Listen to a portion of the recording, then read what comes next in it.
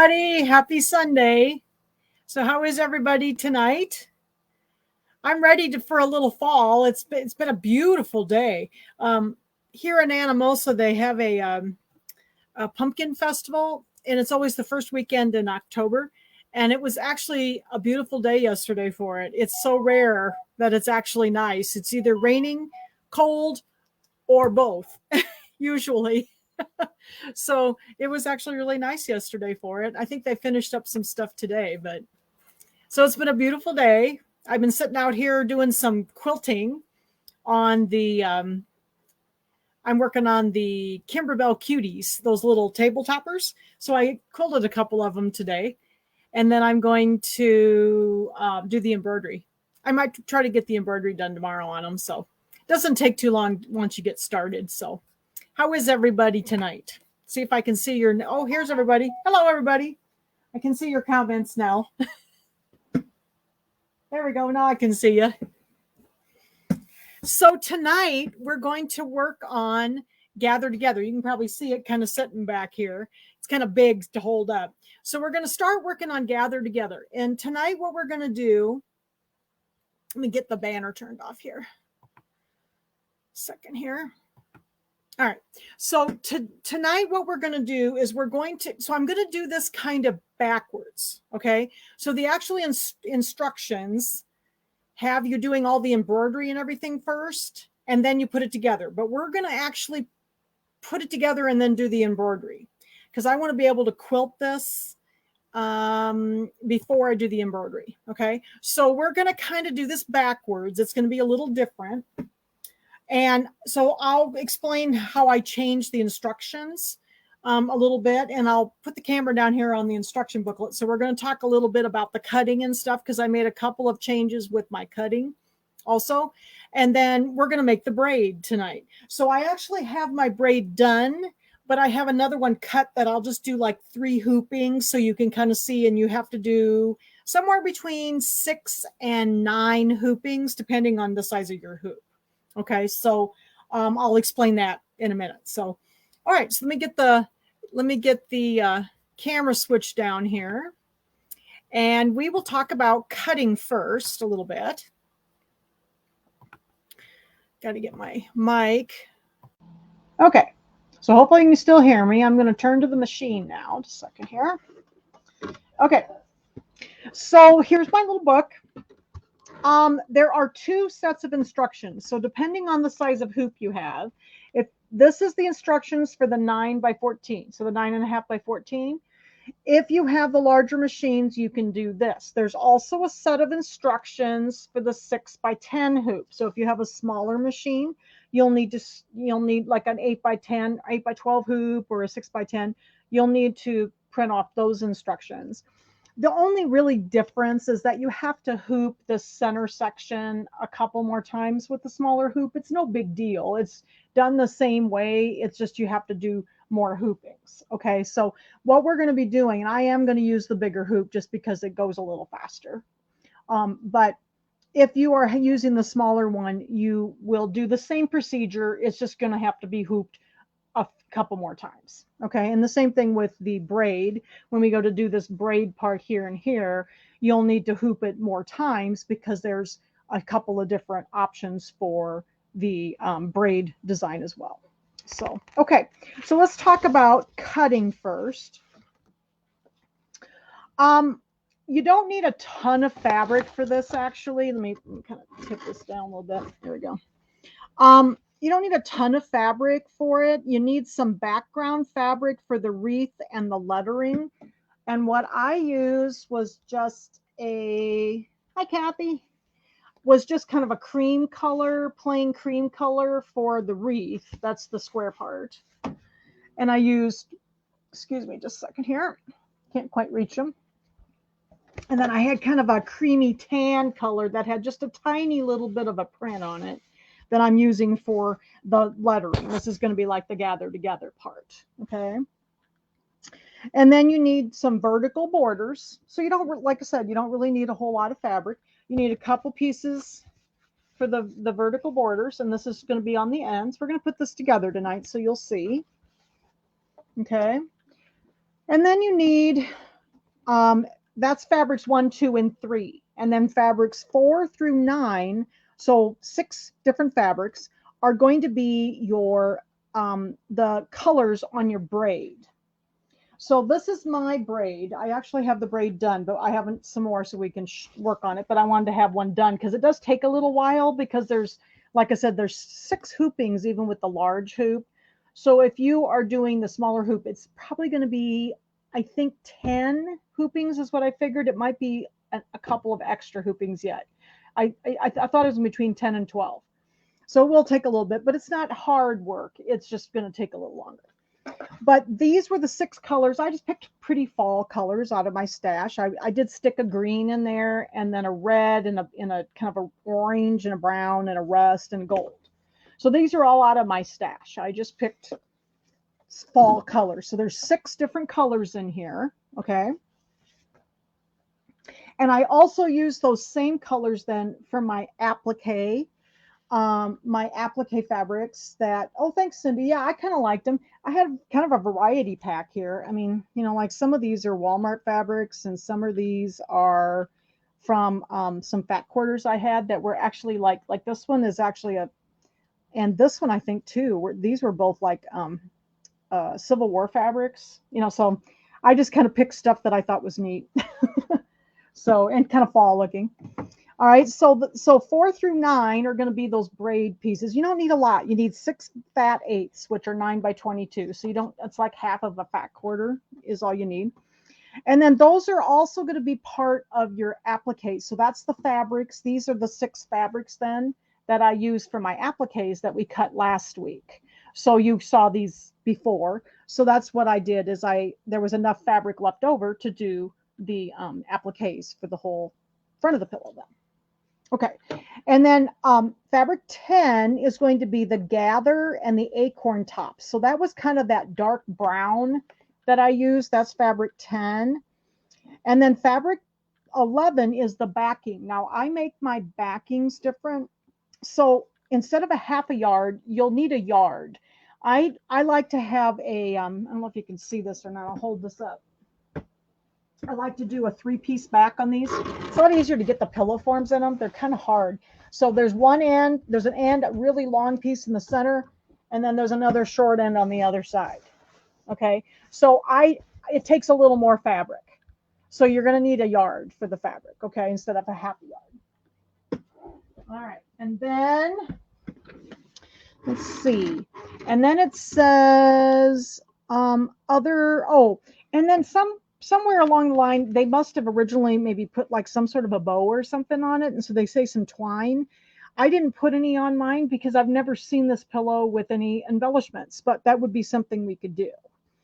And then you'll also need a piece of muslin, or I just use kind of a cotton fabric that I use for your backing. So when we go to quilt it, so you're going to have, you know, your top, your batting, and then some sort of fabric on the back. It doesn't have to be fancy fabric, you know, because it's not going to show if you're making a pillow.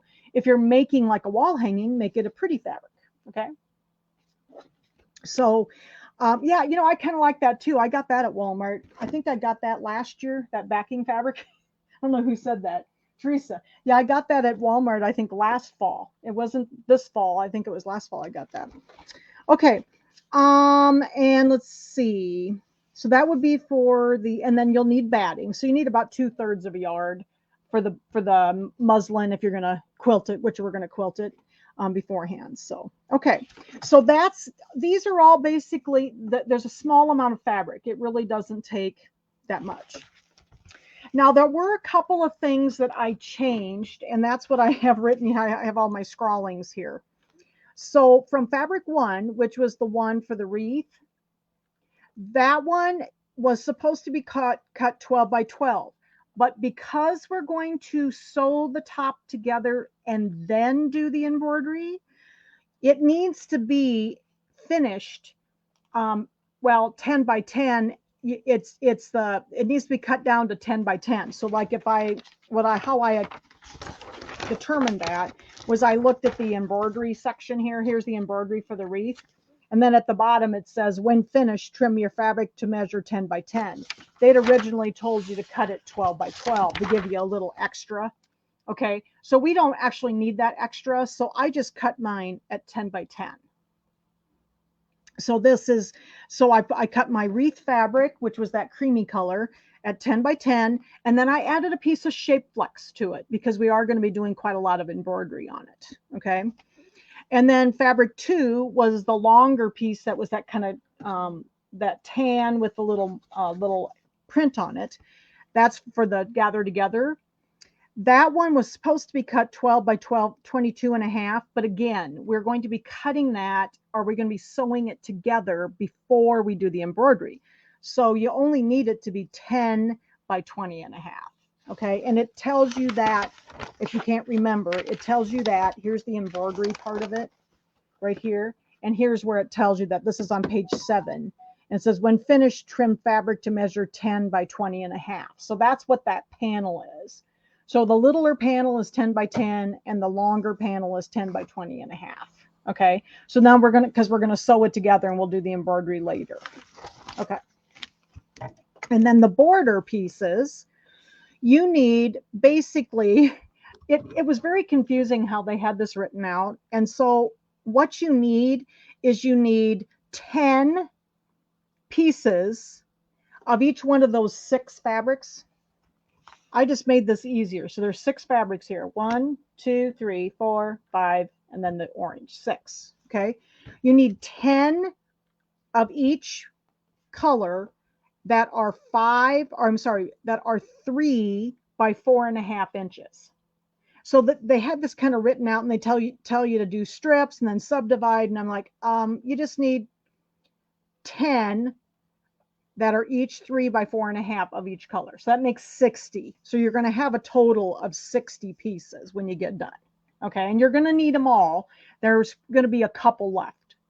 So that's what that means in this last section. And that's the last, all the colors. And then leave the rest, the extras. The extra pieces of this will be your appliques then for the applique pieces. If you're going to cut them in the hoop, or if you're going to cut them in advance. Okay. So hopefully that makes sense. So what was the question? If I understand correctly, I cut my fabric 10 by 10 and then do the embroidery. Cindy, we are going to cut yet. So what we're going to do tonight, so this is where I'm getting to this. Okay. So we are not doing this in the order of the instructions. I want to quilt this before the embroidery, because I cannot do free motion quilting and go around all this stuff. So we're actually going to trim down the 2 big panels, and we're going to sew the whole top together, and then we're going to quilt it, and then we're going to do the embroidery at the end. So I changed my sizes here because I'm not embroidering in advance. They gave you extra fabric if you were embroidering in advance. I want to quilt it before I do the embroidery. Okay, so we're going to do the braid. Do you shape flex the braid pieces? No, I did not. It's not necessary. And we're going to use no-show mesh. So there's plenty of stabilizer here. You know, this is going to be plenty stable for the embroidery or for the quilting. So this is just soft shape flex on the back. So you don't need shape flex on that. I just put it on the spots, the pieces that were going to be embroidered on. And the reason I put them on the 2 end panels, these 2 end panels, the only reason I did is because the fabric felt so different, because everything else had shape flex or other stabilizer on it. So I did put it on these end panels just because it made the whole top more consistent. I don't think you'd have to put it on this, but it made this fabric so soft compared to everything else. So I did put it on these 2 end panels, not the braid sections, because they will have stabilizer on them. Okay. So hopefully that makes sense to everybody. Okay. So we got our pieces. I did, like I said, I did change the sizes because I'm going to sew those together before I do the quilting. Okay, so like I said, we're going to do this kind of backwards from the instructions. So you do need to get everything cut first. So the first thing then, like if you look through the instructions, like on page 3, the first thing they have you doing is marking everything to do the embroidery. Well, we're not going to do that yet. We're going to skip pages 3, 4, 5, 6, 7, and we're going to move on to page 8. Okay, so page 8 gave you 2 options. You could either traditionally piece the braids. You know, we could sew them, you know, we could just cut the fabrics down and you could just sew them together, or you can do it in the hoop. Well, of course, I chose the hoop because I don't like to piece that well. I do like to piece, but not that many pieces. So we're going to do option number 1, which is pieced in the hoop. Okay. So we're going to skip then page 8 and 9 and 10 right now. We're going to go back to all these. But right now, then, I'm going to move forward in my little instruction pages, and I'm going to find the instruction pages, which are in a separate folder, just so you know. I think they were. I can't remember. I think they were. If not, it's the instructions for the Gather Together Braid Border. Okay, so it was a separate instruction page from the rest of this is the standard instructions here. Okay, and then this was a separate one right here. So we're going to actually skip ahead now. After cutting out our pieces, we're going to skip ahead and we're just going to do the piecing of the border in the hoop. Okay. So this is actually kind of fun. Give me a second here. I got to get my hoop over here. So I am going to do this. You have 2 options. Let me show you on the screen here. So here's my designs. You can do the whole thing. Here's the braid border. So we're going to touch that one first. And there are 2 parts to the braid border design. You start out with number 1. Okay. And number 1 is going to fit in a 6x10 hoop. That is also the one we are going to use tonight, even though I'm using a 9x14. The first hooping will be a little shorter than the rest of them. So you have then on the second half of and then you are going to repeat step 2 over and over again until your braid is long enough. So you're only going to do number 1 time, and then you're going to repeat whichever number 2 design you choose, depending on your hoop size. So mine, I'm going to start out with step number 1, or, you know, this design number 1, you can see the number 1 there. And then I'm going to go over here and use the 9x14 number 2, because then it goes faster. Okay, I didn't have to hoop it as many times. So let's go ahead and we're going to start out with step number 1, or the design number 1. We're only going to use this 1 time. Okay, and that's why they only gave you 1 option, because that one is the one that people with the smaller hoop, number 2 here says 6x10. So if you have the smaller hoop, you have to use that one instead. Okay, I'm going to use the longer one. Okay, so let's do step number 1. This is the only time we're going to do this, is just 1 time. And I'm going to set it, and I'm going to hit embroidery. Now I am using the 9x14 hoop, and because then I don't have to switch hoops. I just have the 9x14 hoop out. Okay, so I have, with my fabric here, I have in my hoop, I have no show mesh stabilizer. Now here it says cutaway. To me, cutaway is no show mesh. I don't want that real stiff medium cutaway in there.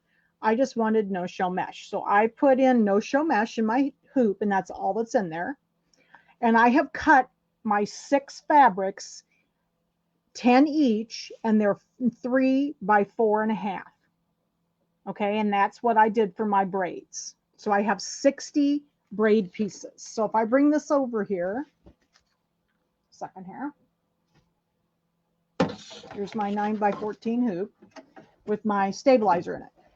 And here are my fabrics. So I have 10 of each one of these. This is a different fabric because I didn't have any more of the other fabric. So we're going to use this one tonight. I had 10 of each of these, and there's 6 different ones. Okay, so I just picked out more, fall colors. Okay, all right. So I'm going to go ahead and put this in. Now this, I knew it was going to do this. Sorry. I have a really tight hoop, so you're going to have to give me a second. I'm going to turn my machine off. I have to be very careful because it, the receiver for this hoop is very tight, and I have to be careful not to push my embroidery unit. So we'll just have to start the machine again. If it does that, if you have that problem, your machine's going to be off alignment. Just turn the machine off and let it reset. Okay, it'll be fine. And if it happens in the middle of a design, it'll come up and say, do you want to leave? You want to start where you left off. Now, in my case, we had not started yet, so that did not come up. Okay, so now I can put it in. All right, to go get my design again. So I'm going to go get the braid border, gather together, embroidery files, and the braid border, and I'm going to get section 1. So that we have to start with section 1. Okay. Now, what I did for my fabric was I just laid my fabric out and I just picked an order. Okay, so I've got these in my hoop over here, you can kind of see. So I have a tan, and I just picked an order. Doesn't matter what order, just look at it and decide what you like. I'm going to lay these over next to me so that they're not in the way. And then I'm going to do the orange. And then I'm going to do this kind of red with the orange leaves on it. Okay, so that's the first 3. And then I'm going to do the yellow. Okay, this kind of goldish yellow. Whoever said something about the wax paper, I am not going to do that, because there is a sensor in this arm, and if you put wax paper in there, wax in there, it's going to get on that sensor. So I would not tell you to do that. Who was it that said that? Cindy? I would tell you not to do that, because you're going to put wax on that sensor, and you may have to have that sensor replaced. And they're just tight, but I'd rather it be tight. Okay, and then I'm going to do the green, and then I'm going to do this kind of rusty color. Okay, so I just have those in that order, and I'm going to use my braid pieces in the same order each time. So I'm just going to go 1, 2, 3, 4, 5, 6, and as I go, I'm just going to keep them all in the same order. You can do it differently if you want. I found that worked for me, and you can see here, like here's 1, 2, 3, 4, 5, 6. Okay, so these are the 6 that I use, and I just did them in the same order each time. Okay. Okay, so I am going to piece this with some ivory. I had some ivory thread, and I've got just in bobbin thread in the bobbin, and I'm going to piece it with ivory embroidery thread, the whole thing. Okay, so we've loaded our step number 1 in, and that is going to be for both hoop sizes. It's going to be for the 6x10 and for the 9.5 by 14. And then I'm going to switch over to the longer one so that I can do more braid pieces in one hooping after that. Okay, because I've got my bigger hoop. So the first step on the machine is to identify, just so you know, which one it is. So in this case, it's number 1. We don't need to sew that out. So I'm going to hit my little skip. I'm going to hit embroidery first. Then I'm going to go down here to the plus minus needle, and I'm going to go down to the second step, because I don't need to sew the number out. I know it's just there to help us know we got the right one. Okay, so I'm going to hit OK, and then we're going to be on, and it tells you on the instructions to skip number 1. It's right here. So skip number 1. This is the braid instructions on page 1. So I'm just going to go ahead and turn the page here. Okay, now I'm going to sew out that little roadmap. So let's go ahead and sew out the little roadmap. This is step number 2. And whoops, I got to move some stuff here just a second. So we're just going to do a couple of hoopings, because I think once you see me do this a couple times, you won't need to see me do it over and over and over again. So then we'll go ahead and we'll finish putting the top together. But when I go to trim this the first time, I'm definitely going to move the camera over here so you can see what I'm doing, okay? So it's just giving us our roadmap. And then we're going to start the piecing.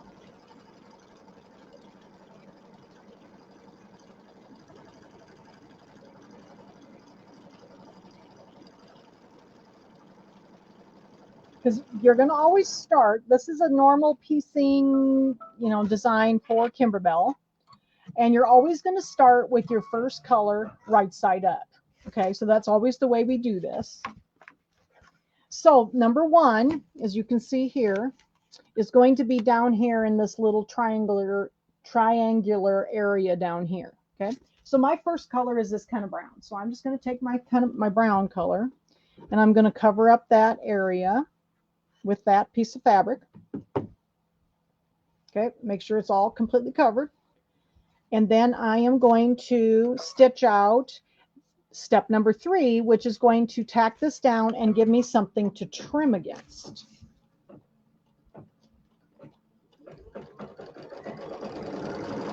Trying to find a place for my book. I don't read the book very much when I do these things because I find it hard for me to keep track. Okay, so as per most Kimberbell piecing designs, we have this tack down line, so it's a tack down, but it's also going to be a trimming line. So we're going to trim along this line and get ready for the second piece. And the second piece is going to be face down. So I'm just going to do my orange as my second piece, and I'm going to take my orange piece and I'm going to lay it, center it over that stitch line, raw edges together. And we've done these before, so I know a lot of you have seen these before. Okay. And then we're going to sew out the next step, which is going to sew these two pieces of fabric together.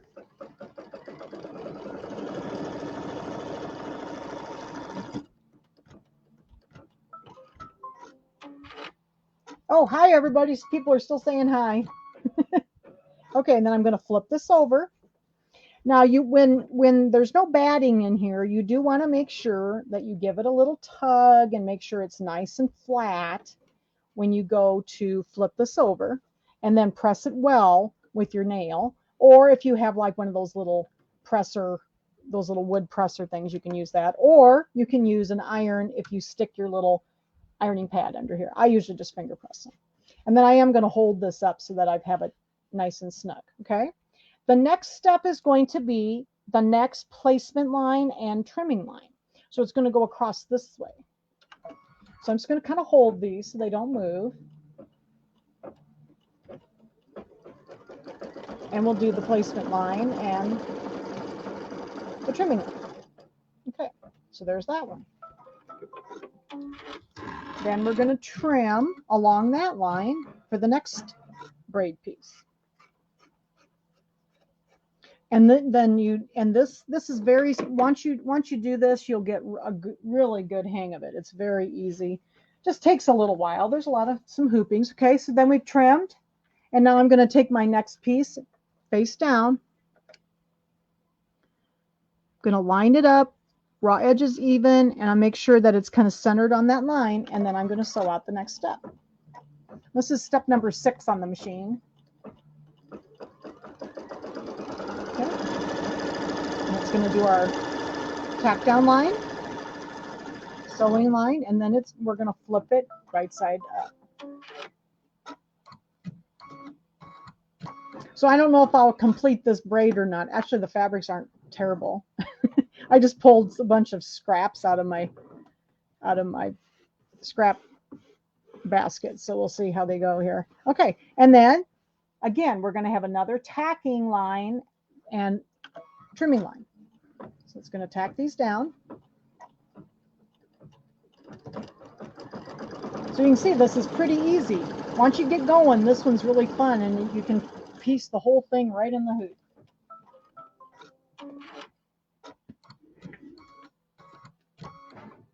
Okay, so we're going to trim along here. Now you notice that I'm not taking this out of the machine. This is the, like I said, my hoop is very tight, and this is how I get around. I just get around it, but I don't take it out of the machine. I can trim it without taking it out usually. Okay, so then the next step is going to be, this was the third color, so my fourth color was going to be yellow. So the fourth color, I'm going to lay face down, right sides together along this line. Kind of center it on there, and then we're going to stitch this one down.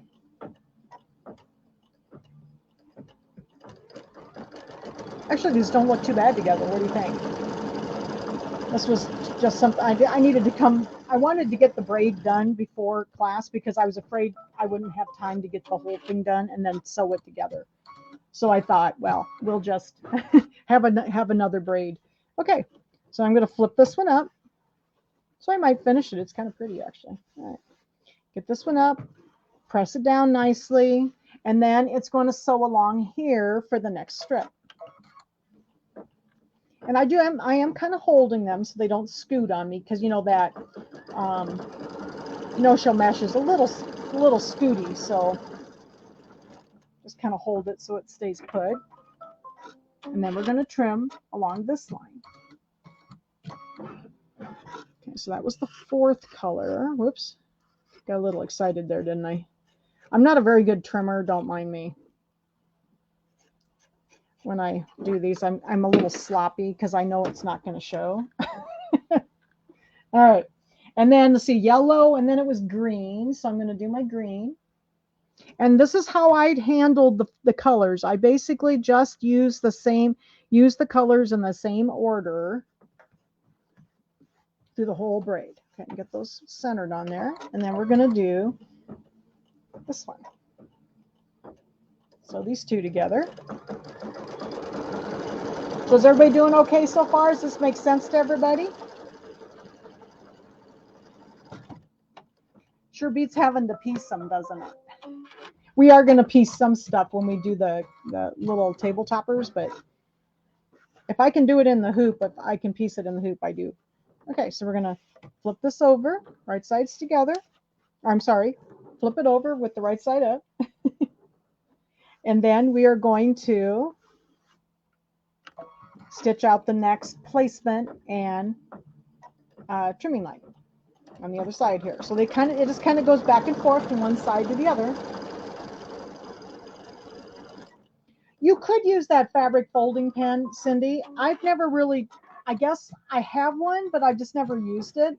I've always just used my fingernails. So if you don't have nails, that might work really well. I know I have one somewhere. I just have never used it. I've always just used my nails. Okay. And then there's also those little wood, like little folder things. I don't know what they call them, but a lot of people use those too. Okay, so I got that one trimmed. So let's see, I'm on number 6, so I have to go to my rust. Okay, then I'm going to put, again, right sides together. And I'm going to line up my raw edges. Okay, and then we're going to stitch this one down. I do have one though. I've never tried it. Somebody will have to let me know. Has anybody tried those folding pens that you draw along and it's supposed to make a real nice crease? Just never tried it, I guess. I think I have one in my drawer though. Okay. And we're going to flip this right side up. I'm going to crease that one. Actually, this one doesn't look too bad. What do you think, guys? Okay, then we're going to do this one, and then it's going to trim along. It's going to stitch along here so we can trim.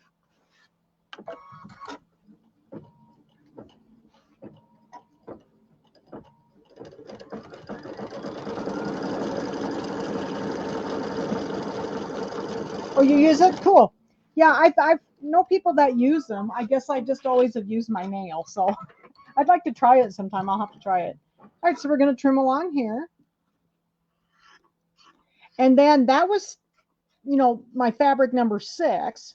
So I'm going to go ahead then, and I'm going to start over again with fabric number 1. So fabric number 1 is this tan one down here. You can't see right here. So we're going to go back to that one for the next step. Okay. Oh, and then the other thing you need when we go to line this up is you're going to need a flat thumbtack. So if you don't have a thumbtack out or know where one is, you need one of those, the old fashioned, you know, flat thumbtacks, not a push pin. You need a thumbtack. And a piece of Kimberbell tape. I just stick mine on my tape so I don't lose it. Okay. And then we're going to flip this right side up. So now we're back to, then we're going to do fabric number 2. Okay, and get that flipped up. And then it's going to go along this side right here. I found the braid very fun. It was very relaxing. You could just kind of, I just had to, you know, pay attention to which fabric I was using. So the last one was number 1, so then I'll get my orange next. It is hard to find thumbtacks. Now, I got some, I actually found them at Walmart, but Kimberbell uses thumbtacks quite often for things. And I was doing an event here about a year ago, and we had a heck of a time finding thumbtacks. So I found them at Walmart in the you know, like stationery department. Okay, so that was number 1. Then we're going to go to fabric number 2, which is my orange. So then we're going to lay this along this line like this. Okay.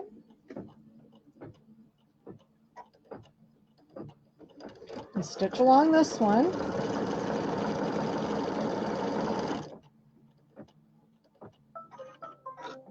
Okay. And then we're going to flip this up. Now this is the end of section 1, and we'll only do this one time. Okay. This is the end of section 1. So just remember which fabric we ended on. So we ended on the fabric number 2, which was the orange. Okay. All right. And then the last part of this is going to be like a tack down line, and it's going to help us trim as well. So I'm going to go ahead and sew out step number 17 on the machine, and it's going to give us some help with the trimming.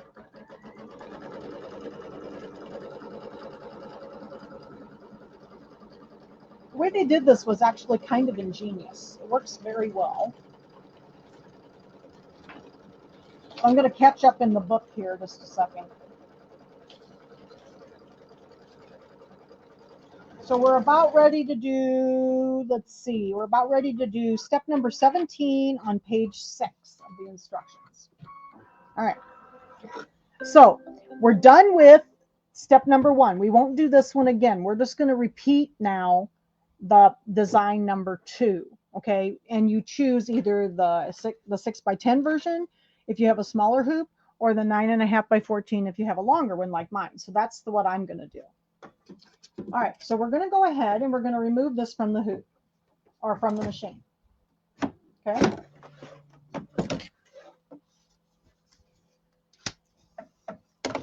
And I'm going to, whoops, I got to get some tape off the bottom here.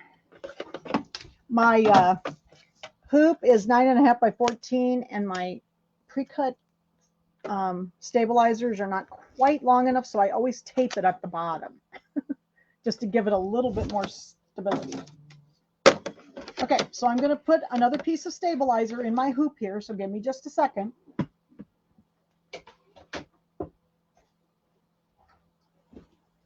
It was easier for me to hoop back here.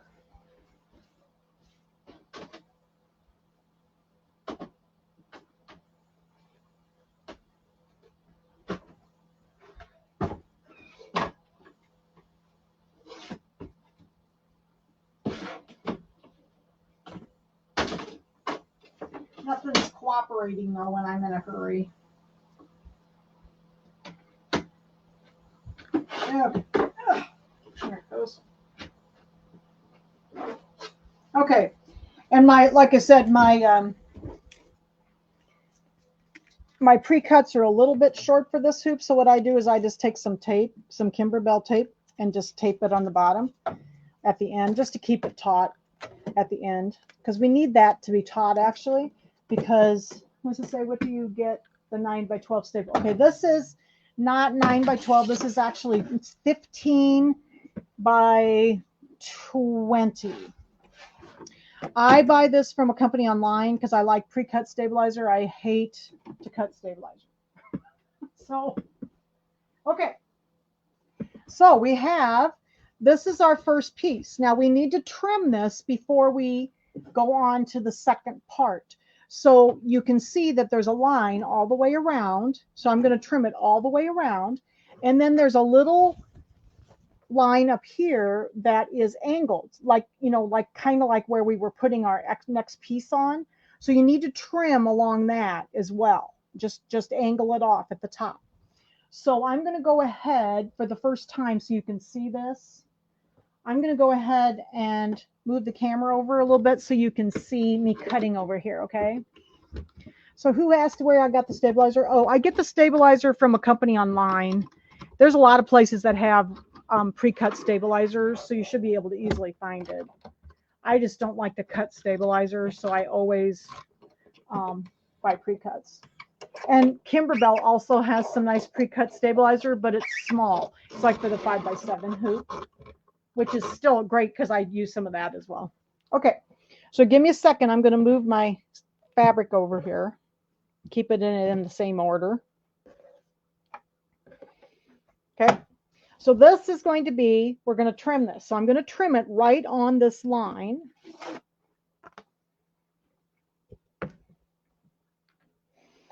All the way around. So I'm just going to trim it on the line. Whoop, the white line. Second, I got to turn it this way a little bit. Right on the white line. I'm going to trim this side first.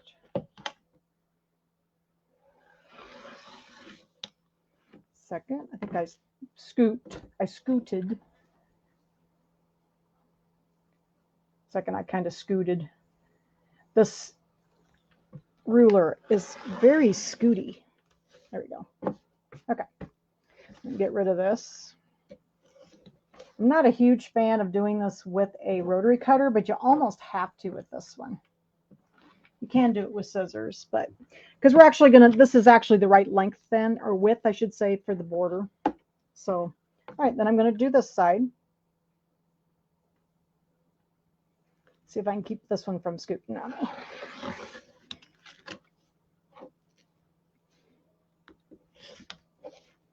Maybe. There we go. Then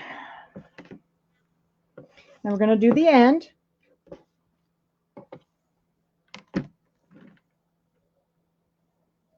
Down here.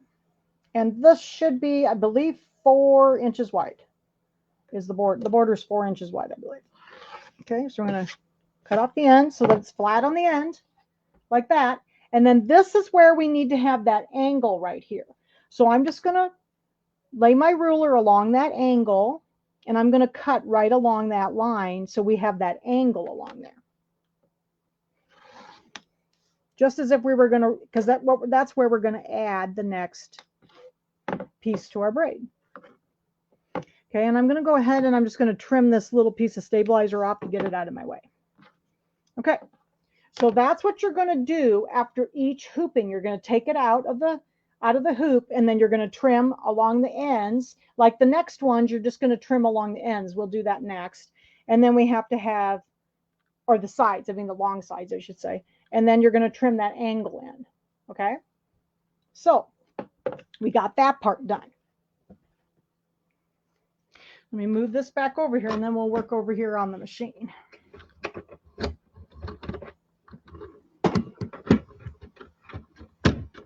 Second here. But yeah, I use the Kimberbell has really nice stabilizer that's pre-cut, but it's only for the 5x7 hoop. I wish they'd make some bigger ones. I just don't like to cut stabilizer. I'm lazy. Okay, so we got our hoop here. Oops, I don't want to mess up my order, so I got to keep my order going here. Here's my pieces. I'll need here in a minute. So I'm going to try to do this on my machine. I usually do this I usually do this standing at my cutting table, but you need to see what I'm doing.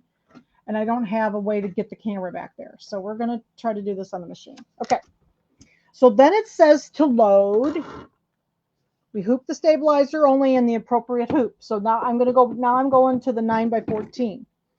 So I'm going to go get load part 2 in the appropriate size. So I'm going to go get the one that's 9x14 for my machine. So hit home. And then we'll go back to embroidery. This is on my stick. And then we will get embroidery files and braid border. And then now we want the design number 2. We will use the same design number 2 now from now on. Okay, so I'm going to get number 2, but I got the 9x14 one because then I can put more braids on in each hooping. Okay, so I'll get that one and hit set and embroider. Now this again, you don't need to embroider the number. So I'm just going to go ahead and hit the little negative positive needle, and I'm going to go down to step number 2, which is going to be a little placement line, because now we need to get our other part of our braid here in the hoop. Okay, so we're going to go ahead and put this in.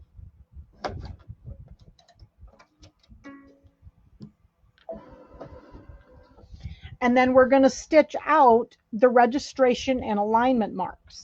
So that's what's number 20, okay, right here. And the instructions are kind of weird on here, just so you know. You know, the new instructions go like this.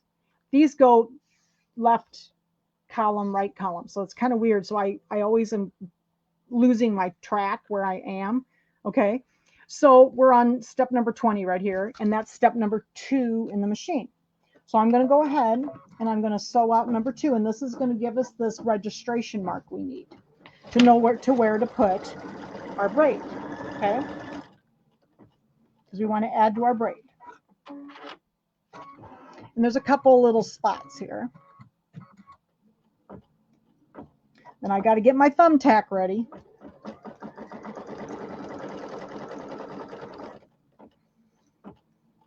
So I got my thumbtack, and I would highly recommend just putting it on a piece of Kimberbell tape right away. So I just leave mine on a piece of tape. Seems to work the best for me.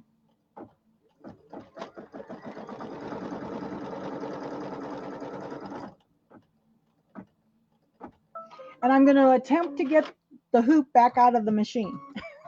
This is, like I said, this one's tight, so I have to be careful. So if you have to do this and you have a really tight one, if you put your fingers on the unit that's going back and forth, I put my finger there and then I pull back so that it has some stability. Okay, so this, I'm going to try to get as close as I can. This little registration mark right here gives us, there's a little V right here, and I think you can see it on the screen. Can you see the little V? We want to put the thumbtack in now at the top of that V. Okay, right at the very top of that V. And I like to just leave my thumbtack on the tape, and I'm going to pull this back. Let me pull this back with you so you can see it. And I'm going to put this in that V at the top of the V. So it looks sort of like a flying goose. Okay, so I'm just going to put it in the top of that V like that. And I tape the thumbtack down so that it won't move while I'm playing around with it here, okay? Then these lines here are going to help us line up this seam line, okay? So this seam line right here is going to go along this line right here, okay? These are the outside edges. There's 2 outside edges here, and then the outside edge of this is going to go along here and along here. We're going to get some tape, so I'll get my Kimberbell tape up here. And the thumbtack goes into this corner. So this, when you see this angle here, this top V corner right here, that's where the thumbtack's going to be. So the first thing I'm going to do is take this, and I'm going to push that down right in that V, right on the thumbtack.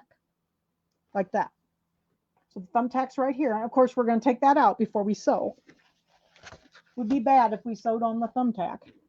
And then I'm going to take this seam right here, and I want it even with this line right here. So I'm just going to turn it until it's even with that line. Okay.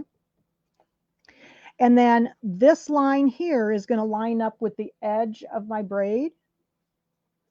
And this line over here is going to line up with this edge. But the one that's important is put your little thumbtack through that little V, and then this seam goes along this line that's kind of right here. Okay. So then I'm going to grab some tape, and we're going to tape this down so that it stays put. And I'm just going to maybe overlap the tape about 1/8 of an inch or so. I'm trying not to sew through the tape. It's kind of a nuisance to get it off if you sew through it, but it's okay. And then these are nice and straight here. So I'm going to go ahead and put a piece of tape over here. And I put a piece of tape up here. It's definitely important to put tape on because otherwise your foot could catch. And ask Jan how she knows about that, because I caught one of my foot, and I am now putting tape on. I'm much better about it now. And where I have a little trouble sometimes is right here. So I'm just going to put the tape there just in case my foot gets close to that. And I can always take the tape off. Okay. Then try and find my book. That was step number 22, 23, and then it says remove the thumbtack before placing in the embroidery machine. Okay, so then we're going to remove the thumbtack. So I've got this all taped down where I want it. Okay, I'm going to take the thumbtack off the bottom. I can just grab the little piece of tape and pull it off if I can get a hold of it here. Usually I don't even have to turn it over. I can just get a hold of it, but I like to leave the tape on the thumbtack. And then I know where my thumbtack is too. So there's my thumbtack with the tape on it, and I'm just going to stick my thumbtack on my tape dispenser. Okay, so now we got this all lined up. Okay, and then the next step is going to be like a little tack down line that's going to tack this down to our, yeah, it is sort of like a puzzle. Isn't it cool? We're going to do a little tack down line along this edge. Okay, now again, this is tight. So now I'm going to go ahead and start putting this in the machine. I'm going to hold on back here. I'm putting my hand in the back of this to push in, and it'll be fine. Just be careful. Okay, so I'm going to leave that cream colored thread in there, and we're going to sew out step number 3, which is going to be our tack down line. We will not remove the tape yet. I'm going to leave the tape on until I am done with the next step, because the next step is where I often have trouble with the with this little section up here. The next step is going to be the little road map. That's going to be the rest of it. So leave the tape on until you get done with that. And this is step number 4 in the machine. So now it's going to give us our road map again. And then we'll remove the tape. Was that pretty easy? Did that look easy to do the alignment? And then you just keep doing the same thing. I will do it one more time, but we may not sew out the whole 3rd hooping, okay? So that we can stitch this together tonight. But I knew if I did the whole thing, it would take quite a while, because it does take, there's like 6 hoopings, so you do have, it takes a little while. Okay, so remember, this is in my 9.5 by 14 hoop, so I'm going to be able to put a lot more braid pieces on.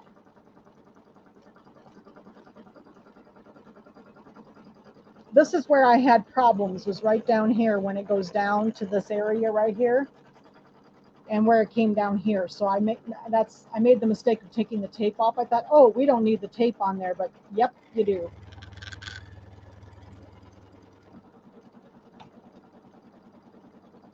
Okay.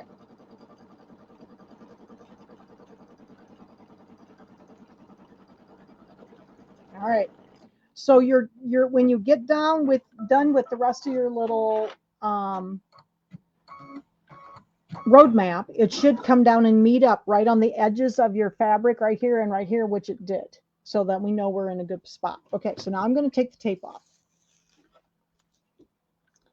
And I try not to sew through the tape if I can help it, but you know, normally I do. And sometimes then I just throw that tape away. It's hard to get it off without messing it up. I like to use it again if I can, but sometimes I just have to throw it away. Okay, we'll take this one off. Whoops. And this one I did pretty well. Didn't sew through too much of it.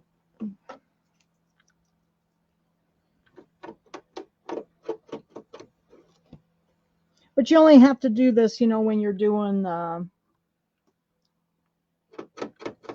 next hooping to get it all in one piece. It's very ingenious how they do this. Okay, so get this one. And we don't get all this tape. We don't want it sewn into our braids. So, all right. So now we got it all tacked down to the hoop. It's all lined up beautifully. And now we're ready for our placement line. So there's going to be a placement line that's going to run right along, actually right along the edge of this. And it's probably going to be pretty close because I can tell that it's going to be like right along the very edge of the fabric, right along here. So it'll tell us where to put our next piece of fabric. And I must have gotten it pretty close. I was just a teeny bit off up here, but it looks pretty close. Okay. So I had done fabric number 2 here. So now I'm going to do fabric number 3. So that one is going to be the flower one. So we'll do this one. And we're going to run it right along that line where it gave us our placement line. And then we're going to stitch that together. And we're going to continue on just as if it were the same piece of fabric. Isn't that cool how that goes together? It really goes together really well.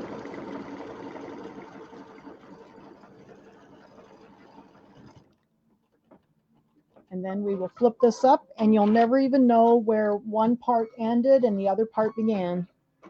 Okay, so we'll flip this up like that. And then it's going to do a line across here for the next trimming line.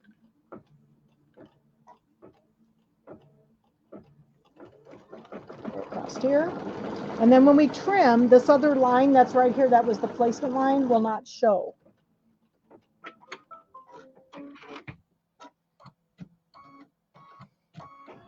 Okay, then I'm going to go along here.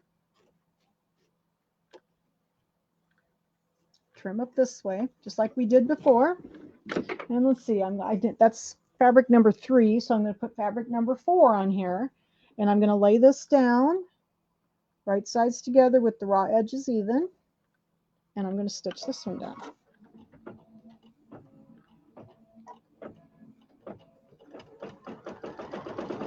I just thought the braid was really fun. I was a little intimidated when I first looked at the instructions because I was like, wow, what is this? But then as soon as I did it, I'm like, oh, that's really easy. The little thumbtack trick is just awesome. And I remembered to take it out of the machine, which is a good thing. Okay, we're going to flip this back and see where that little thing was right there. Remember where the little edge was? You can't see it. It's all lined up, so looks beautiful. And then we're going to go back along this way, and it's going to do our placement and our trimming line on this side. And then we'll go to the green.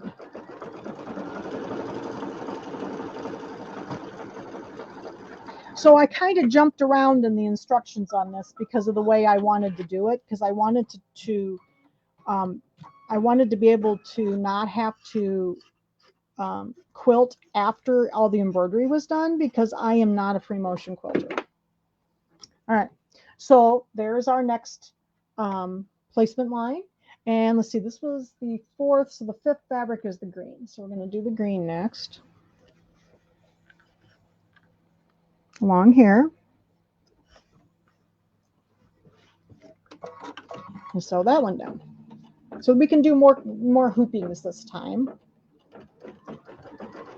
But I might actually keep this braid. It's kind of pretty. I just kind of picked some similar colored fabrics, but I just had a bunch of scraps. So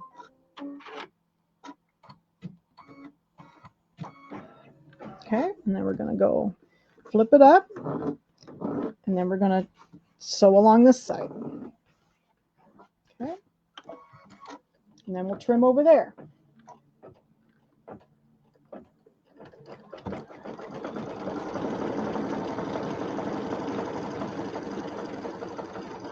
Okay.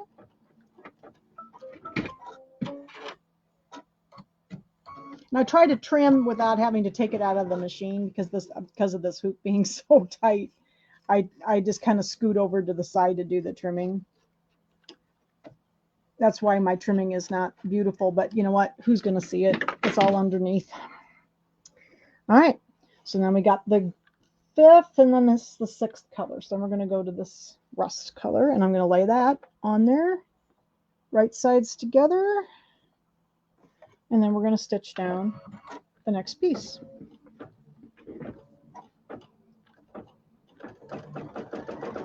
So I'm just going to keep going.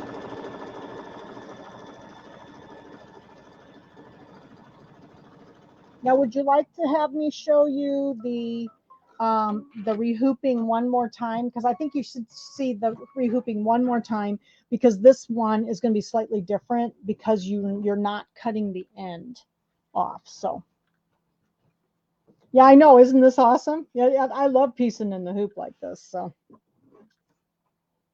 okay, so then I'm going to do the next step, and it's going to sew along this side. And let's see. Oh, we're going to go back to number 1, the fabric number 1.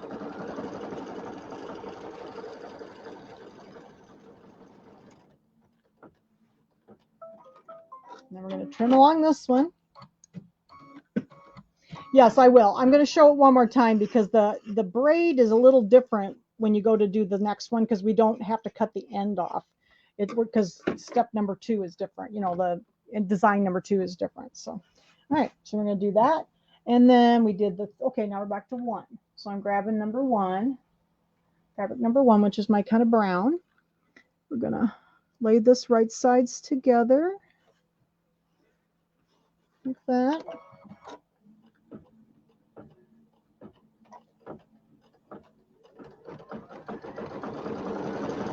And we'll just keep going. Yeah, I might keep this one. I actually kind of like this braid. What do you think the fabrics look okay? It was just stuff I had, so I think I've got enough that I could actually make another pillow if I wanted to. I think it had enough that I could make appliques out of it. Okay, so we're going to flip that up. Now it's going to go along this side for the next piece.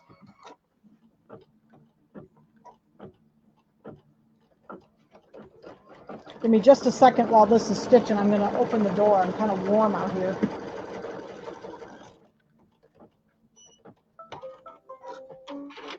When the sun is so bright in the west sky, it's hard for me to leave that door open.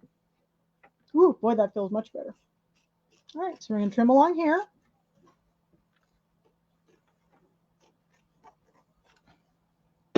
Like that. And that was number 1 fabrics. Then we're going to do number 2 fabrics. So here's the orange again. We're going to do right sides together, raw edges together here on this side. Like that. And then what you're going to do with this is you'll just keep hooping until you have basically, if you're doing the 9x14 hoop like I am on the rest of the hoopings, you'll hoop it 6 times. If, like I said, with the 6x10, I think I figured out it might be 12 actually, either 9 or 12. I can't remember which one. You should have 2 pieces of fabric left. You're going to use 58 pieces of fabric to get it long enough to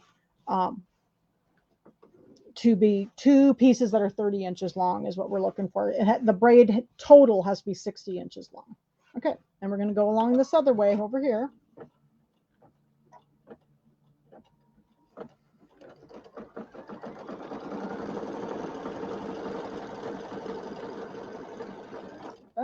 I'm going to trim along that one.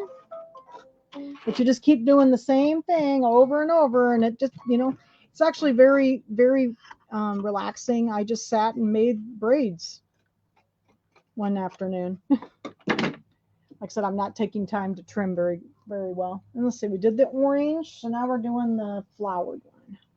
I'm going to do the right sides together, raw edges together. Okay. But most of the Kimberbell, you know, the Kimberbell pieced items are very similar to this. You know, they kind of have the same pattern over and over. Makes it easy. And this way I know that my braids are going to be nice and even because the machine sews straighter than me. So, all right, so we're going to flip this one over. And then it's going to go along this side. And we'll do the yellow next.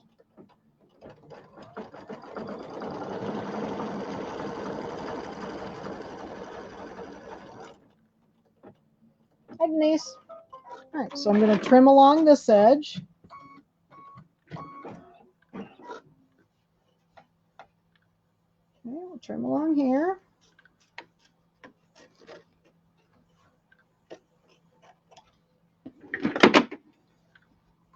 And then let's see, we just did the flower, so it's the yellow. Do the yellow next. And I just kind of laid them out in, you know, random order. You can just kind of pick your fabrics and look at them, and whichever order is fine. I just kept the same order to make it easy for me. Yellow.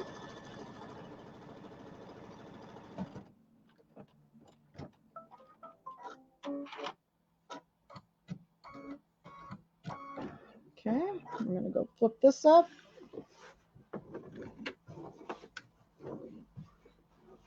Okay, and then it's going to go along this side.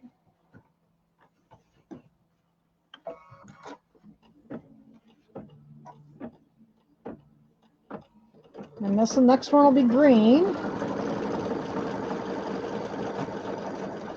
I don't know that my green's very appropriate, but that was the green I could find that I had enough of. Kind of like the little polka dots, though. I don't remember where I got that fabric. I've had it a while. I think I got it when I was doing,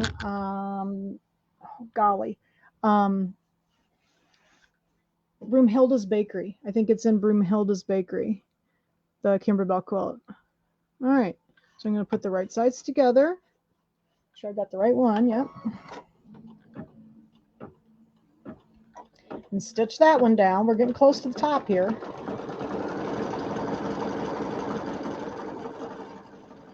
And then I'll hoop it one more time and do a couple of strips, and then I'll show you how to put it together. Because then once we do this next hooping, it's the same over and over until you're done. So, okay. So I'm going to flip this one over, and then it's going to sew along here. Next. Oops. String there. There we go. Okay.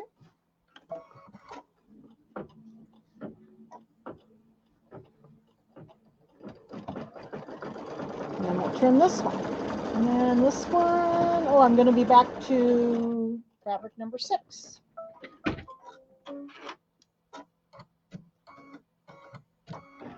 Yeah, fabric number 6. So I'm going to trim along here.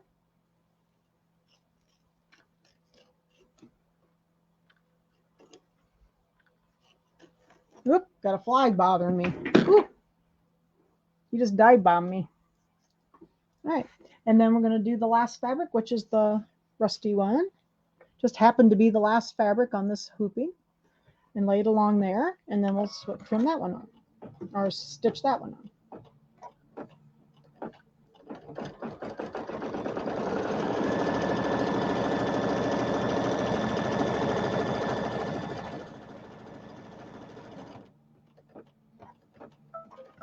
Okay, and then I'm going to flip this up, and it's going to do that same tack down again with the little angle up here, just like we did in the last hooping, to tack it all down so we know where we can trim. So I'll just hold this up, and it's going to do the little tack up here, and then it's going to come down and do the other side, and do this will be our trimming line. So when we take it out of the hoop, we know where to trim.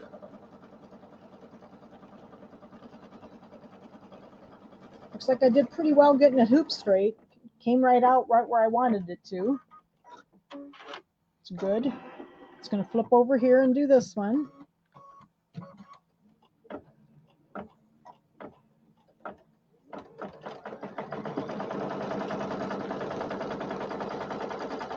And this one you have to watch a little bit that one of those little things doesn't flip up on you, but I had pretty good luck with it, so okay.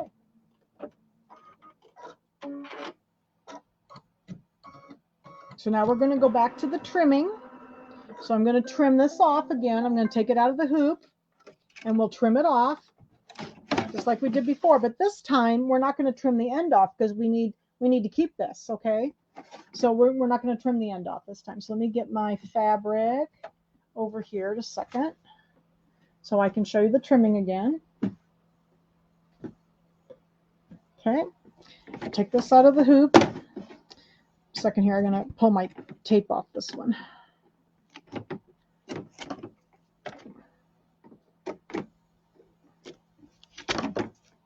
Okay. All right, so take this out of the hoop. Give me just a second before I trim. I'm going to re-hoop again.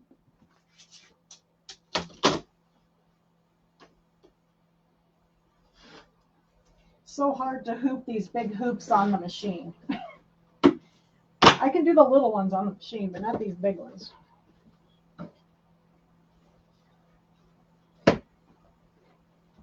Okay. Put my little pieces of tape on the bottom here again. So I'm going to go to put the thumbtack in there. It won't move around on me. All right. So now I'm going to move the camera over and I'll show you the trimming again. So we're going to do the trimming over here on the little cutting table. Okay, oops. Got tighten up so it won't come off. There we go. Okay. Then I'm going to take this and we're going to trim this off again on those lines along the edges, but we're not going to trim the end off. Don't trim your braid off like we did before. I'll lose my fabric there. There we go. Okay, so I'm going to trim along the side here, right on the stitching line.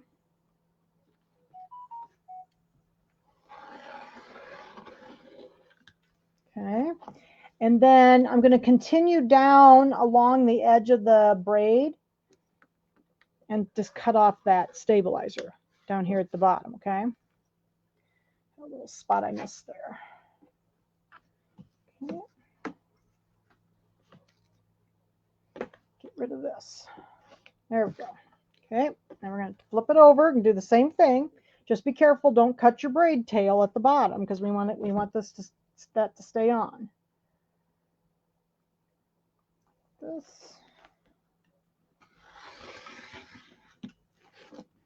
Okay, oops, got to go a little higher here on the stabilizer.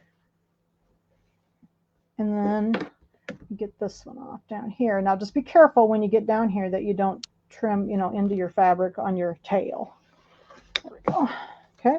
Then what's different now is on the back of this, we have this little tail of stabilizer that's still on there. We kind of don't really need that. So I'm just going to take my scissors and I'm going to trim up in here like that, and then up into the little V, and then back this way, so that is trimmed out and you just have a single layer back there. So I just trimmed this little piece out like that. So that's the thing that's different. So now, from now on, when you're doing this same hooping over and over, you're going to be using the same method to do this, and you never cut your end off again because you need it to get longer. All right, so let's just cut some of the stabilizer off here in a second. Okay, and then I need to do the angle just like I did before. Up here, it gave me the little angle right here. So I'm going to cut that right along that angle like that. And I cut that little piece of stabilizer off the tip there to get it out of the way. Okay, then we're going to go back to the machine and we're going to rehoop this. So this, see how it's nice and it's getting longer. So actually, I kind of like those colors. What do you think? I kind of like those. Those might be a pretty braid, actually. Okay, so let me get back over here.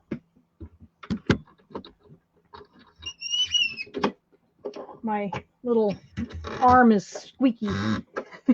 All right, so then I'm going to go back to the same design. So now we're going to stick with number 2, and I'm just going to fast forward through the first step because we don't need the number 2 to sew out.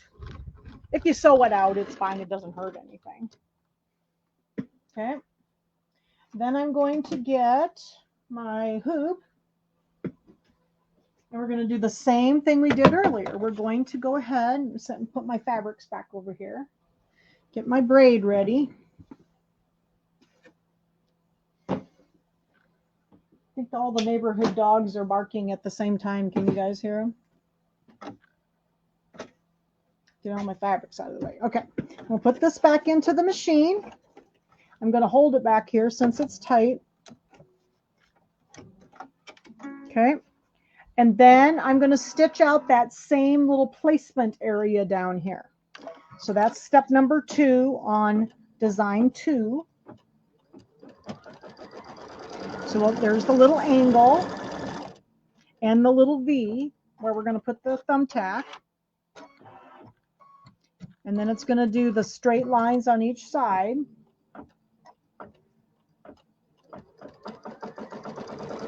So it is pretty cool. This is just really fun to do, and it just turns out, I think it just turns out so cool. All right, got to get my thumbtack again.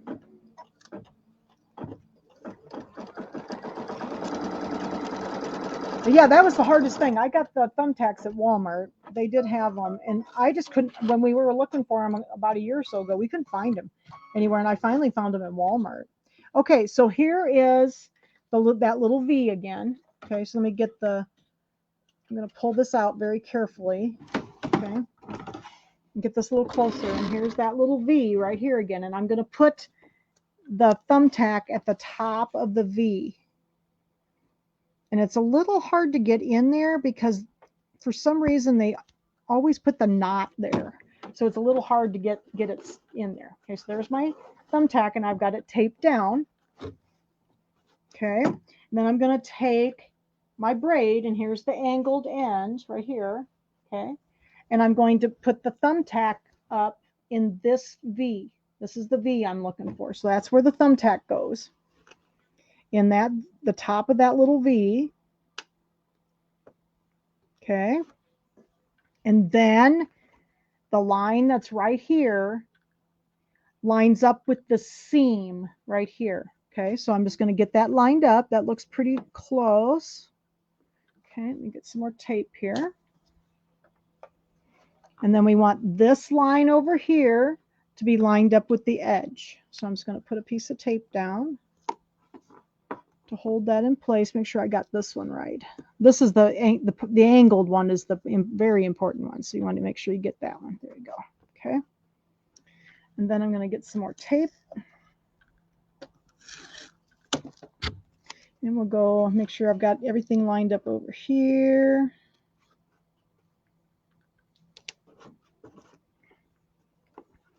And then everything lined up on the other side, right over here. I'm going to check my line. It's right there. Okay. And then I'll finish putting the tape on up at the top here.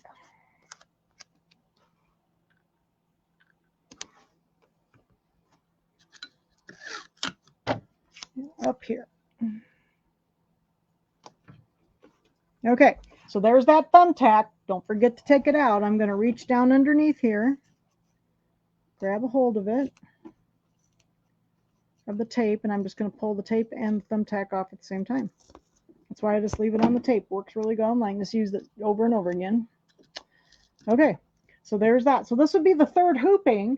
So after this hooping, I would do 3 more, and you will have 2 with the 9.5 by 14 hoop, I should say. If you're using the smaller one, it'll be more. But you will have 2 pieces of fabric left over when you get done. All right, so I'm going to go ahead and do the little, step number 3 is going to be the little tack down. That's going to just tack that all down to the hoop.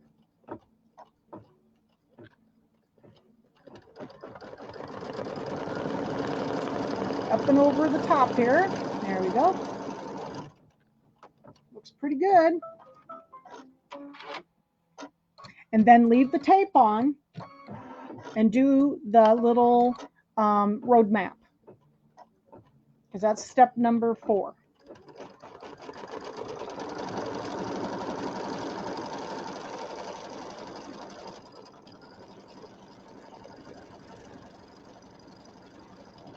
And away it goes.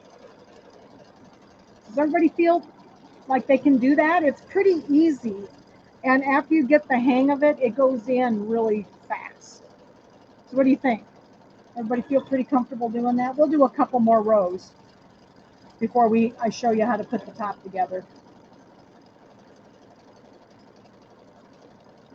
I'm getting thumbs ups. Yay! So you're doing okay? It's pretty cool the way it works. And then as this gets longer at the back here, what I did is, I was sitting here. I just put it in my lap and take the weight off of it. It's not very heavy, so your hoop's not going to drag. I just have it sitting in my lap down here. So, ooh, it looks like I got it pretty straight. The first time I felt like I was all thumbs with the thumbtack, but I finally got it in straight.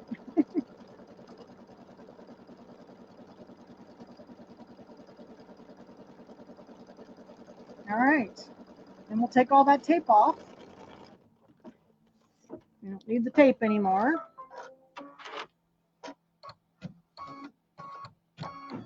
All right. You're very welcome, Nancy. Yeah, this is a pretty in-depth project, actually. This is one of the older ones. Now, Kimberbell has really changed the way they do their bench pillows now. These were originally just sewing patterns. And so they adapted them to be embroidery, but they aren't like strictly embroidery. They're really still kind of sewing projects, and I just do them differently because I don't want to have to quilt traditionally. These need to be quilted. They're very large, and you could do the top without quilting it, but it's going to be real thin just with fabric, and so it really needs to be quilted. And I am not a good free motion quilter, traditional quilter, so I have to do this in the embroidery machine. So I sewed through some of my tape, which I try not to, but I'm struggling to get it off. I don't like to use tape because I sew through it and then I can't get it off. But this will be closed up enough that it won't show. Okay, get this off of here. All right, so then placement line for the next piece. Okay, so we'll do the placement line for the next piece. And on this one, I ended with fabric number 6. So I'm going to start with fabric number 1. And we'll just do a couple more, and then you just keep doing the same pattern over and over until you're out of fabric, basically. Okay. All right. So I'm going to put these along my edge right there, and stitch out the next section, and it starts the braid again. So it is pretty cool. I mean, I just thought this was just really fun. And if you like to piece, you can certainly piece these traditionally if you want to. I mean, it is really, I mean, if you like piecing, just go ahead and piece it traditionally, because it gives you the instructions for that as well. All right, so I'm going to flip this over just like that. So there's number 1, and then it's going to go along this side. So we're ready to continue on, and then you will continue with the this one needs to have 3 more hoopings with this one, with the bigger hoop. So I do this hooping plus 3 more. Okay, I'll trim this so you can see. Now I did catch this a little bit in my stitching over here, so I'm gonna just cut that off so it doesn't get in the way. There we go. Isn't that cool? It's completely seamless. You can't tell where where it starts and stops. So then this is the fabric number 2, which is my orange. So I'm going to go get my orange fabric here, lay that along that line, and stitch that one on. And then I would just continue on until I got done. So it does take a little while, as you can see. We're doing pretty good though for time. It's 7:30. I'm going to show you how to put this together. Now, and it's very easy to put together. Okay. So is there any questions on the braid? Does this make sense to everybody of what I'm doing here? And how to put it, keep it lined up with the thumbtack. Everybody doing okay with that? All right. So then I'm going to mark which step I'm on. I'm on step number 9. Just going to make a note to myself, so I know where I'm at. When I get ready to, I'll probably finish at least this hooping. Okay, so I'm going to go ahead and take this out now. And I will continue this on. So here's the little tail down here. Okay, so I just have that in my lap. And then the next one, of course, the tail is going to be longer down here. So you might, like I said, I just put it in my lap. They showed you kind of rolling it up and clipping it. And that's fine too if you want to do that. But I just laid it in my lap. Okay, so that is how you construct the braid. It's one piece. And when you're done with the whole thing, it'll be about a little over 60 inches long. Okay, get my book again. And there were 2 sets of instructions. There's an extra page for the longer hoop. So like you follow the instructions and then you skip over here to page number 12 for the longer hoop. And it's basically the same thing. It just has more, braid pieces to put on. Okay. And then it says return to step 32 and part 2 instructions. This will be step machine 25. Trim as directed, and then repeat the part 2 directions until your braid measures 60 inches. Okay. So after it's 60 inches, then we're ready. In this case, we're ready to trim this into 2 30-inch pieces. I think that's what it says on, let me find the other instruction here. Let's see. I have to remember where I found that. Right here. So this is at the end of like the 6x10 instructions. It says trim the braid border into 2 sections that are 30 inches long each. Okay, so then you just trim it in half. So here is my 2 pieces that are 30 inches long. Okay, there's one here and there's one here. And I cut those down so that they're 30 inches each. Okay. All right, so now we're going to put our top together. So normally you would have done this after the embroidery was done, but I want to hoop. We're going to quilt this next week. So we need to get our top put together. All right, so let me switch my thread and a foot here, and we're going to do a little sewing.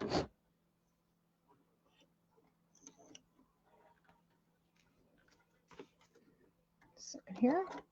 It smells like somebody has a fire. I can smell burning leaves, or is just burning leaves or something. Okay. Now it gives you the assembly instructions. Like I said, we're going to be going back and forth between different spots in the instructions here, so I apologize. There's the braid. Let's see, finishing the pillow. Okay. So that's on page 10, and this is how we're going to put it together, but we're going to do the embroidery later. Okay, so we're going to put it together. I had already trimmed down my braid pieces, and I've also trimmed down my longer panel. That this is what gather together is going to be on, and this is what the wreath's going to be on, the square piece, and they're 10 by 10 and 10 by 20 and a half. Okay, so those are already trimmed down. So give me a second here, and I'm going to get into the sewing side here. And I'll change my foot so we can sew.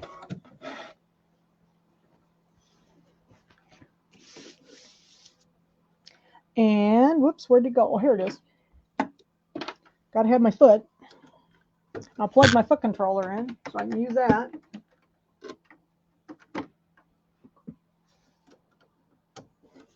Dad must have been dreaming. I don't know if you could hear him or not. Sometimes he hollers when he dreams.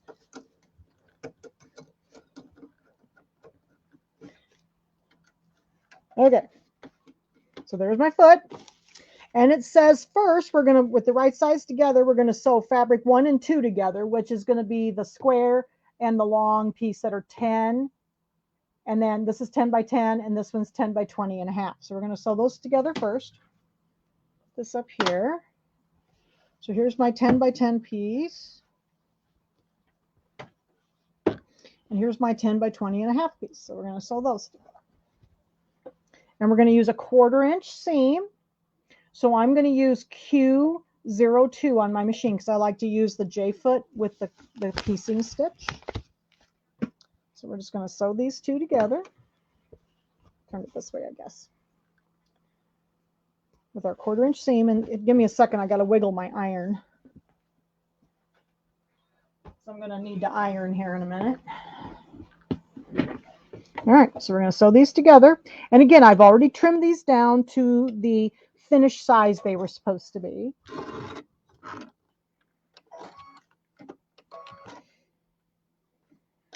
Okay. Get these sewn together.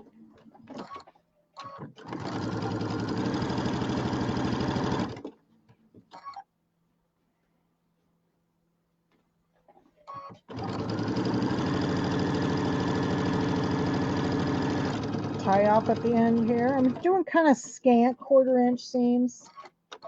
So, and I'm just using a Pima cotton. I should probably put it in the bobbin too. Just a second. I might sew the seam again. I forgot to change my bobbin. You guys are supposed to watch me. keep me in tow here. Forgot to change my bobbin. Let's try that again. Sometimes the embroidery bobbin thread is not very strong, so I really don't like to use that to sew with. You do. I like Kimberbell stuff. I mean, I actually kind of like their old stuff better than some of their new ones now. Haven't been too, and I didn't like some of the newer stuff lately. I'm kind of going back and doing some of the old things that I wanted to do. Okay, so here is those two. Now I'm going to go and press these down. Actually, I think I can press this one enough. Now, normally when I do these, I press them, when I have shape flex on them, I usually press them open, but this particular end of this piece, I didn't have a piece of shape flex on it, so I'm going to be able just to turn this to one side like you normally do when you're piecing, because this one's not going to be so thick. So I'll just do that for now to save time. Okay. And then we're going to put our braids on. So the braids are going to go on the top and the bottom. But what they said to do is, just for added interest, I alternated the direction each braid was pointing. So instead of putting them both on the same direction, I'm going to put one on facing, pointing to the right, and one pointing to the left. And it doesn't matter which one you do, which place.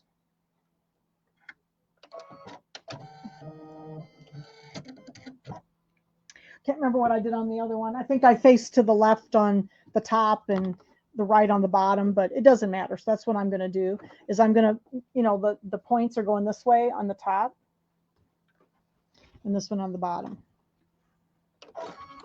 Okay, so we want to make sure we get this right sides together like that. And I'm just going to go ahead and probably better put a couple pins in this. And I've already trimmed it down to the 30 inches. So with any luck at all, our top, when we pieced it together, ended up being 30 inches long, with any luck at all. So we'll see what happens. So we're going to lay this on here. Now what I usually do is I pin one end and then I pin the other end. And then I can adjust in the center. Like this.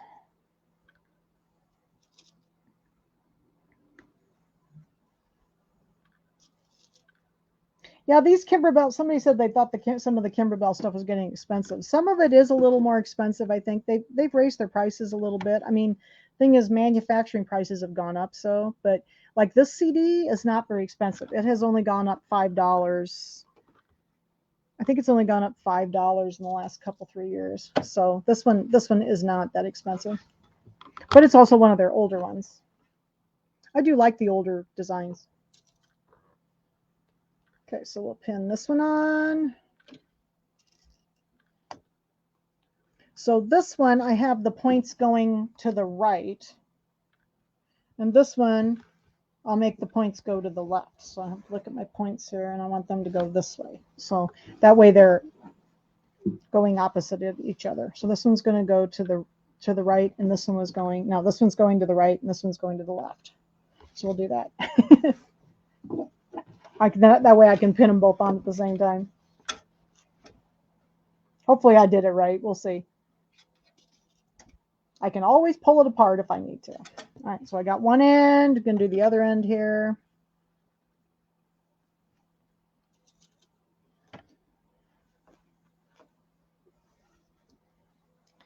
Get the centers done. Ooh, I even cut pretty accurately. Look at that. Isn't that a miracle in itself?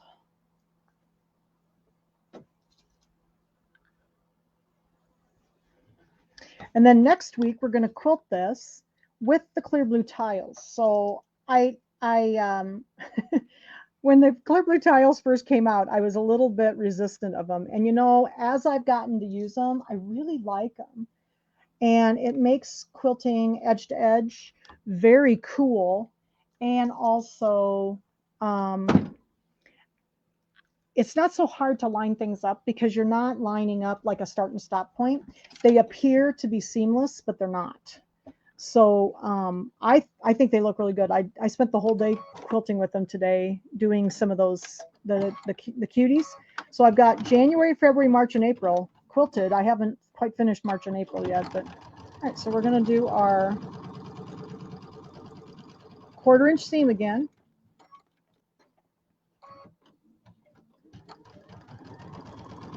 On our borders. This is on the top and the bottom. Boy, I'm getting hungry. All of a sudden I realized, it must be close to 7:30. I'll have to have some supper when I get done here.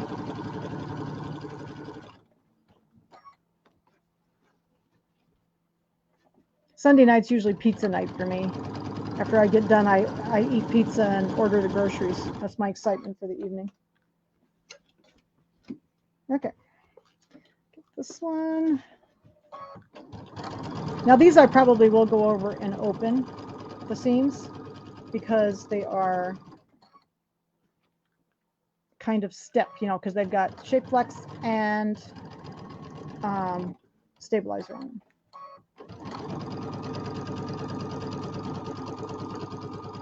It's pretty good. All right, let's tie this one off.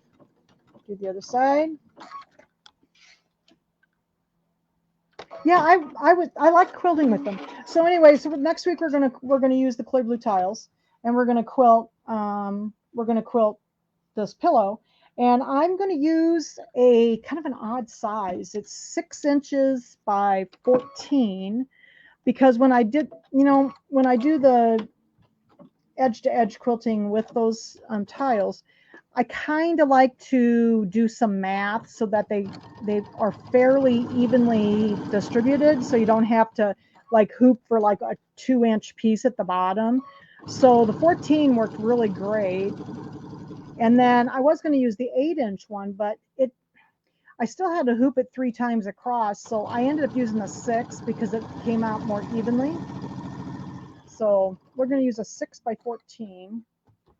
If you have a smaller hoop, of course, you'll have to use a smaller size, and that's fine. You just have to hoop it more times, but that's not impossible. What design am I going to use? Actually, you can use any design you want.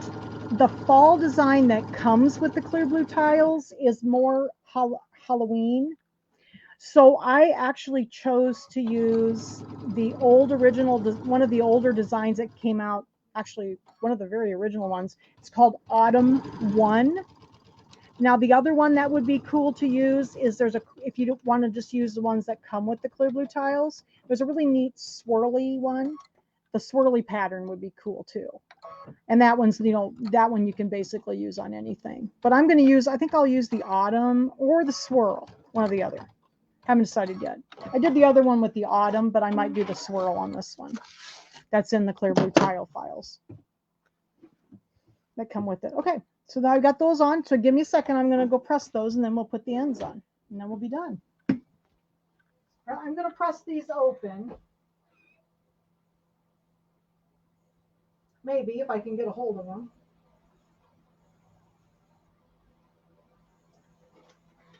It's always hard when you're in a hurry to press. I'll give it a good press afterwards, but it's hard to get. At least I'll always press the ends. It takes me a while to press these sometimes. So I'll at least do the ends where I have to sew the other piece in. So I don't bore you with listening to me iron. All right, just a second here. And then I'll press it real good after class.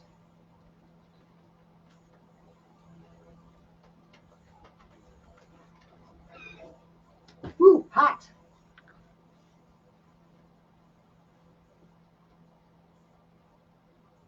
It's been a beautiful day. Oh my gosh.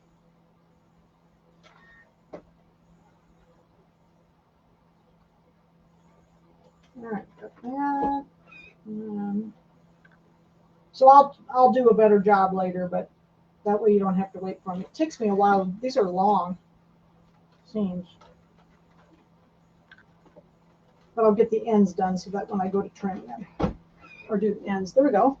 Okay, so here I just did the ends so I can do the next piece. So here's my, see how I did with my, oh good, I got them going. So it doesn't matter which way you do the braid, but see I got this braid going to the left on the bottom and the top one's going to the right. It doesn't matter. I just wanted them to be different, going different directions. Okay, and then we're going to take the ends and put the ends on. So here's our ends.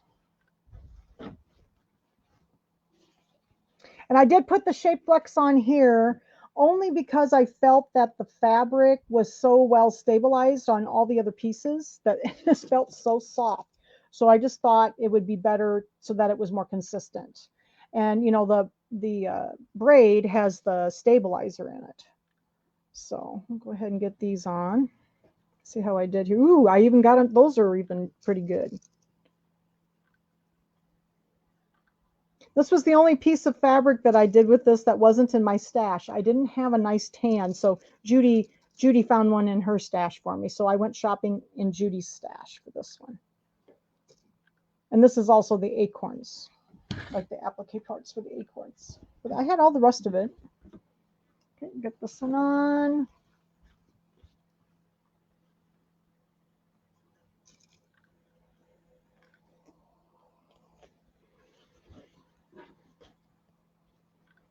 And this end, gosh, I even got them pretty straight. Look at that. But yeah, so I think I might use the swirly one out of the next time for this one. I might use the swirly one out of the clear blue tile files. Or the original one I used was the autumn one. And that was one of the very first designs that came out, I think, when they started doing these.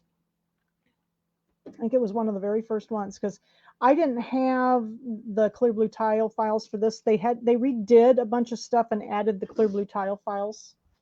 So I had to re-download it to get them. Okay. And I'm going to sew these together.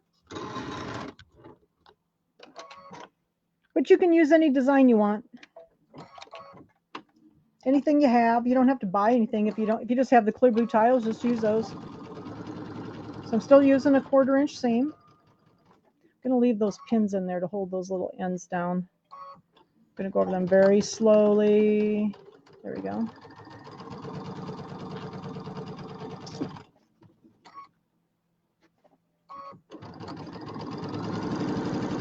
But I do like the shape flex on here. It just made the top a little bit more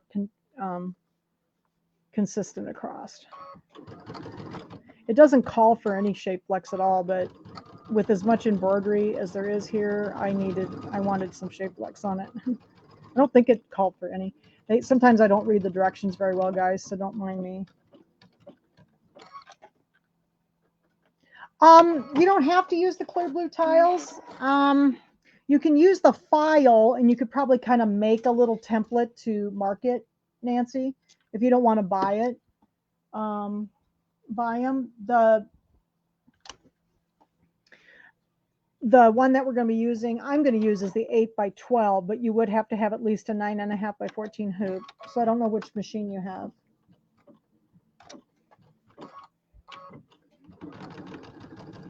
Okay, so we're going to do this one. And then our ends will be done, and the top is done. And then the next step will be sandwiching it. And we'll talk about that next week. I'll show you how I did that with the batting, and the backing is just, I just have sort of a cream colored cotton fabric. You have the luminaire. Okay, cool. So you have a big hoop. Yeah. So you'll be able to use the 8x12 hoop or the 8x12 design. Or no, I'm sorry. It's going to be 6. This is the 6x14. Sorry, 6x14 design.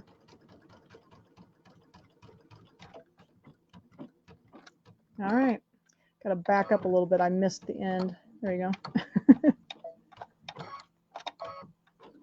All right. So our ends are on.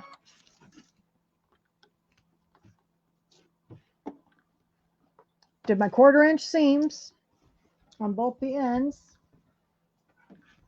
And I'll press this real nice. Okay. I'll get this all nice and pressed after class. But there is our top with our braids. Isn't that cool? And then next week we will we'll do the quilting.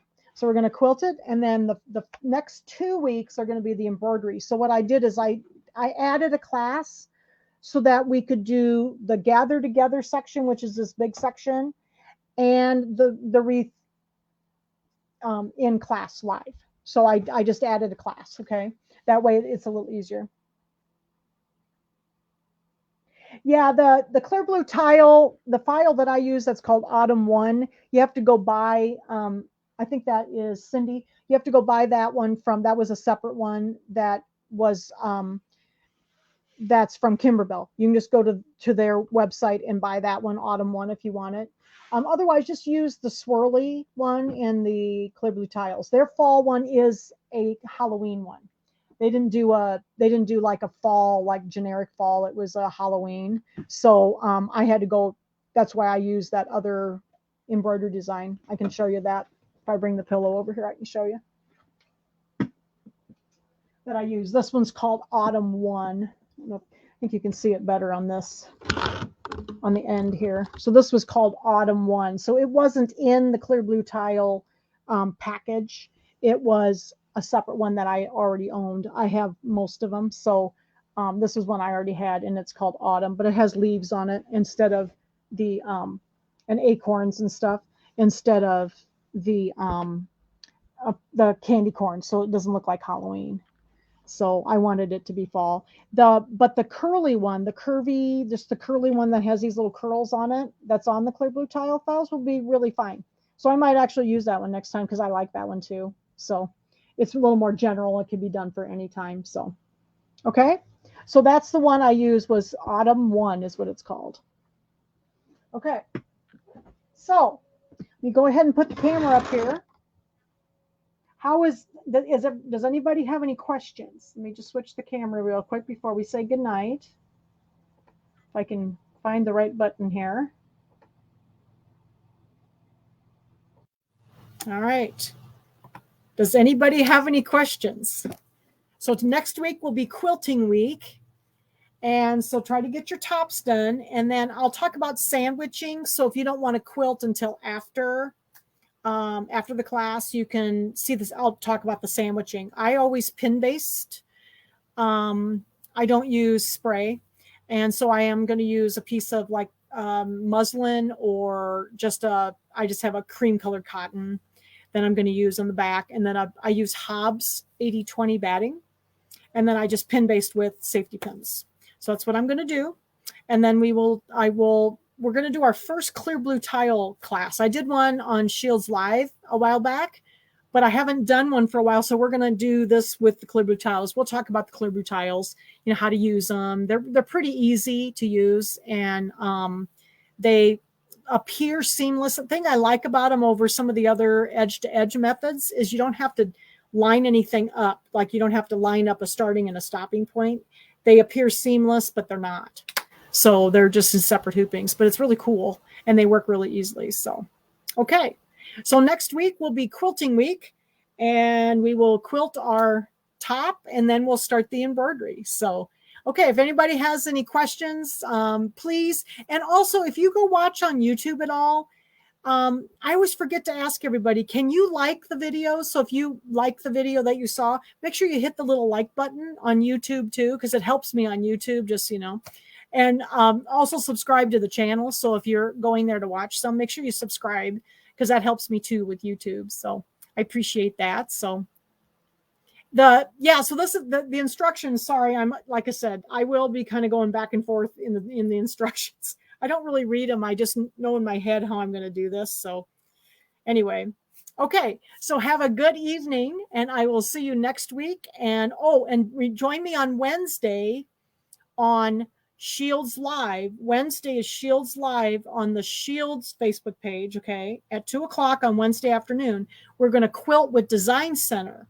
So instead of with the clear blue tiles, we're going to do custom quilting with Design Center instead. So that'll be what we're going to do that day. And I'm going to show how to align the blocks with both the projection and the building camera, and also on the Stellaire, Altair, Meridian with the app, how to line things up. So we're going to do that on Shields Live. So this next week will be quilting week. So, okay. All right. Thanks, everybody. Have a good day.